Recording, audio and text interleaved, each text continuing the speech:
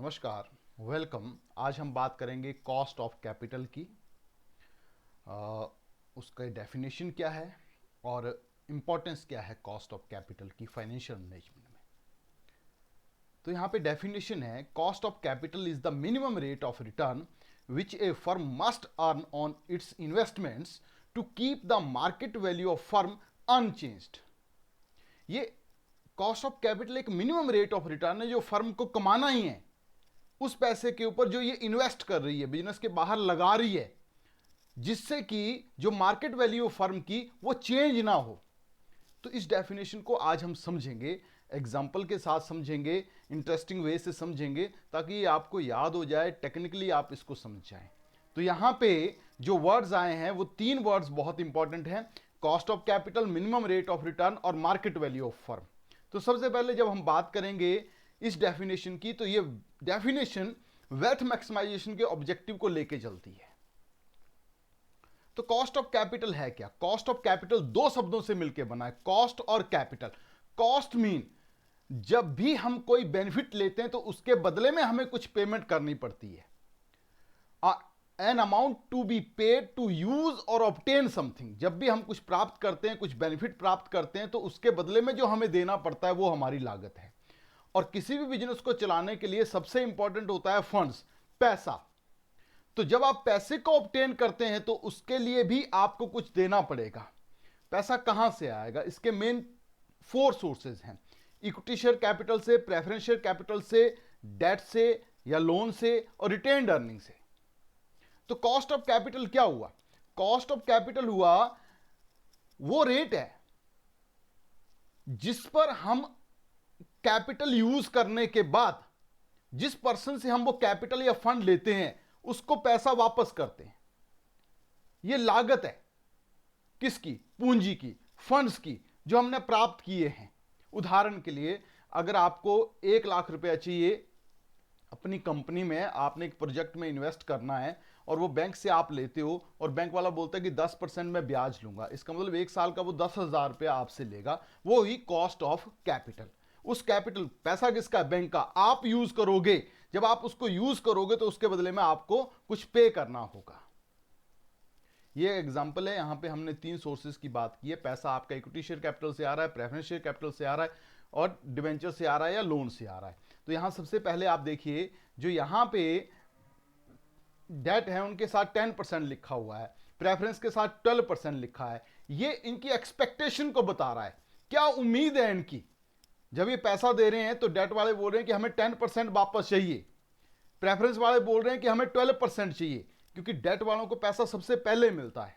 Profit हो या loss हो, उनको पैसा मिलता है, तो वो कम रिस्क उठाते हैं, कम बोझ उठाते हैं, तो वो 10% से मान रहे हैं।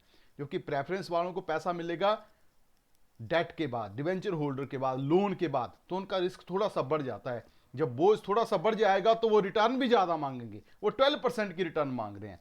अब आ जाओ तीसरे नंबर पे, जो आपका हम बात कर रहे हैं इक्विटी की, जो सबसे ऊपर हमने लिखा हुआ है। इक्विटी शेयर कैपिटल जो होते हैं, इक्विटी शेयर होल्डर जो होते हैं, कंपनी के सही मायने में ओनर होते हैं, उनको पैसा मिलता है सबसे लास्ट में। अगर बचेगा तो मिलेगा, नहीं बचेगा तो नहीं भी मिल सकता है। ये सबसे ज्यादा रिस्क उठाते हैं। तो इनकी क्या एक्सपेक्टेशन होगी? तो साथ में इनके लिखी नहीं होती, स्पष्ट रूप से लिखी नहीं होती। इनकी जो कॉस्ट है वो इंप्लाइड कॉस्ट होती है, ये हमें निकालनी पड़ती है। तो उम्मीद तो होती है, जब कोई पर्सन किसी कंपनी में शेयर खरीदता है तो किसी उम्मीद के साथ खरीदता है। तो यहां पे इनकी उम्मीद जो है डेफिनेटली डिवेंचर होल्डर और प्रेफरेंस शेयर होल्डर से ज्यादा होगी, क्योंकि ये ज्यादा रिस्क उठा रहे हैं। तो हमने यहां मान लिया है कि इनकी जो एक्सपेक्टेशन है वो 14% है, कि मैं इस पैसे को लगाऊंगा तो मुझे 14% की रिटर्न मिलेगी। तीनों से 100-100 रुपए लिए हैं, फर्म को टोटल 300 रुपये की जरूरत है। ये 300 रुपये भी हो सकते हैं, 300 लाख रुपये भी हो सकते हैं, 300 करोड़ रुपये भी हो सकते हैं। तो आप जब इक्विटी से पैसा ले रहे हैं तो 14% के हिसाब से 14 रुपये बने, प्रेफरेंस के 12 बने, डेट के 10 बने, टोटल 36 रुपये बन गए। जब आपने 300 रुपये लिया तो 36 रुपये आपको पे करने पड़ेंगे, उसके बदले में ये लागत है, 36 उसकी लागत है। तो परसेंटेज में बदले तो 12% बन गई, तो कॉस्ट ऑफ कैपिटल हो गई 12%। जो 300 रुपया आपने लिया उसके बदले में हर साल आपको 12% के हिसाब से ब्याज देना पड़ेगा। यह है कॉस्ट ऑफ कैपिटल। चलिए, अब ये मिनिमम रेट ऑफ रिटर्न का कंसेप्ट क्या है? ये 12% जो है अभी हमने निकाला, ये मिनिमम रेट ऑफ रिटर्न है, ये आपको कमाना ही पड़ेगा। तो हमने इसके लिए 3 केसेस में बांटा है इसको समझने के लिए। यदि आप एक्चुअल रेट जो कमा रहे हैं वो कम है कॉस्ट ऑफ कैपिटल से, ज्यादा है या बराबर है। तो सबसे पहले हम बात कर रहे हैं जब जो आपने रिटर्न कमाई वो 10% कमाई, कॉस्ट ऑफ कैपिटल कितना है 12% है। एग्जांपल में देखिए यहां पे हमारे पास 36 रुपये चाहिए हमें, जबकि हम कमा कितने रहे हैं, यहां देखिए हमने जो कमाया वो कमाया 30 रुपये, 10%, 300 का 10% हुआ 30 रुपये।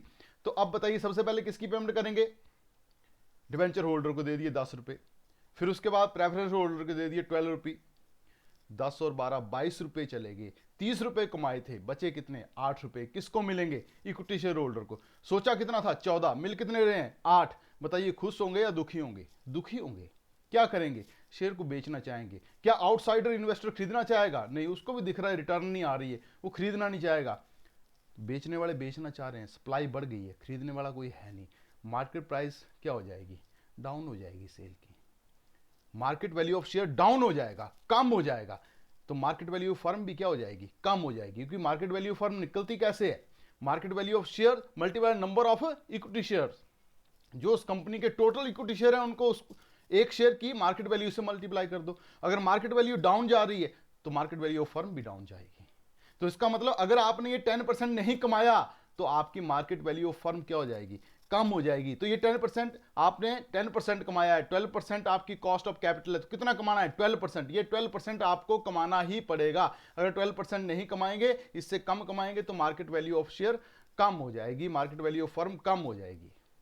अब अगर आप 12% ही कमा रहे हैं तो आपका ठीक है, 12% 36 कमाया, हाँ इनकी पेमेंट भी कर दी, प्रेफरेंस वालों की भी कर दी, इक्विटी वालों की भी कर दी, हाँ मार्केट वैल्यू ऑफ फर्म कोई फर्क नहीं पड़ेगा, चेंज नहीं होगी। तो मतलब कॉस्ट ऑफ कैपिटल वो रेट ऑफ रिटर्न है, अगर उसको आप कमाओगे तो वैल्यू ऑफ फर्म के ऊपर कोई भी फर्क नहीं पड़ने वाला है। अच्छा चलो इससे ज्यादा कमा लिया तो क्या होगा, 14% कमा लिया तो 300 का 14% 42 हुआ, पहली पेमेंट भी हो गई, दूसरे की पेमेंट भी हो गई, डेट और प्रेफरेंस शेयर को 22 दे दिया, 42 में से 22 गया तो 20 रुपये बच गए। ये 20 रुपये किसको मिल रहे हैं, इक्विटी शेयर होल्डर्स को। और जब इक्विटी शेयर होल्डर्स को मिल रहे हैं तो वो खुश हो रहे हैं, खुश होंगे तो क्या शेयर बेचना चाहेंगे, नहीं होल्ड करना चाहेंगे। बाहर के इन्वेस्टर को पता लग रहा है इस कंपनी में इक्विटी शेयर होल्डरों को ज़्यादा रिटर्न मिल रही है, वो इस कंपनी में शेयर खरीदना चाहेंगे, डिमांड बढ़ जाएगी, सप्लाई कम होगी, मार्केट वैल्यू ऑफ शेयर बढ़ जाएगी और इसी तरह मार्केट वैल्यू ऑफ फर्म भी बढ़ जाएगी। तो बोलने का मतलब क्या है, देखिए आपको ये बात समझनी है, ये एक रेट ऑफ रिटर्न है जो आपको कमानी है, जो कमानी ही पड़ेगी। और अगर इतना आप कमा लोगे, cost of capital is the minimum rate of return, जो आप कमा लोगे तो वैल्यू फर्म के ऊपर कोई भी फर्क नहीं पड़ेगा। पर यदि वो आपने नहीं कमाई, उससे कम कमाया तो शेयर की वैल्यू कम हो जाएगी, मार्केट वैल्यू फर्म कम हो जाएगी। ज़्यादा कमाओगे वैल्यू फर्म बढ़ जाएगी। ये डेफिनेशन हमने क्लियर कर ली, ये टर्म्स हमने क्लियर कर ली। आई होप कि आपको ये क्लियर हो गया है। अब हम बात करेंगे क्या इंपॉर्टेंस है। तो कैपिटल बस्टिंग डिसीजन, जब भी इन्वेस्टमेंट डिसीजन हमने लेने हैं तो हम लोगों ने कैपिटल बस्टिंग का चैप्टर पहले कर लिए हैं, वो वीडियोस हमने देख लिए हैं। अगर आप लोगों ने वो वीडियो अभी तक नहीं देखे हैं तो पहले आप उनको देखें, वहीं से मैं बात कर रहा हूँ। तो कोई भी मेथड आप यूज़ करें, accounting rate of return use करो, एनपीवी यूज़ करो, प्रॉफिटेबिलिटी इंडेक्स यूज करो, चाहे internal rate of return use करो, सब ये बोलेंगे कि यदि आपको जो रिटर्न मिल रही है कॉस्ट ऑफ कैपिटल से ज्यादा है तभी आपने उस प्रोजेक्ट को सिलेक्ट करना है, नहीं तो नहीं करना है। चाहे वो बात डायरेक्टली बोल रहे हैं या इनडायरेक्टली बोल रहे हैं, डिसाइडिंग फैक्टर आपका कॉस्ट ऑफ कैपिटल ही होता है। कैपिटल स्ट्रक्चर डिसीजन, कहां से पैसा लेना है, पैसा वहां से लेना है जहां आपकी कॉस्ट ऑफ कैपिटल मिनिमम रहेगी और वैल्यू ऑफ फर्म मैक्सिमम होगी। तो कैपिटल स्ट्रक्चर डिसीजन में भी मेन रोल इसी का होता है। एक फर्म की फाइनल परफॉर्मेंस देखनी है तो प्रॉफिट ज्यादा होंगे तो ठीक है, प्रॉफिट कब ज्यादा होंगे, जब कॉस्ट ऑफ कैपिटल कम होगी, एक्चुअल रिटर्न ज्यादा होगी। तो यहां भी cost of capital deciding factor है। और इसके अलावा बहुत से जो हम फाइनेंशियल डिसीजन लेते हैं उसमें भी कॉस्ट ऑफ कैपिटल बहुत इंपॉर्टेंट रोल प्ले करता है। For example dividend policy, dividend कब बांटेंगे, कब रिजर्व के रूप में पैसा नहीं रखोगे, जब हमारे पास जो अपॉर्चुनिटीज हैं, हम जो कमा रहे हैं वो कॉस्ट ऑफ कैपिटल से कम है तो बेटर है उसको बांट दो।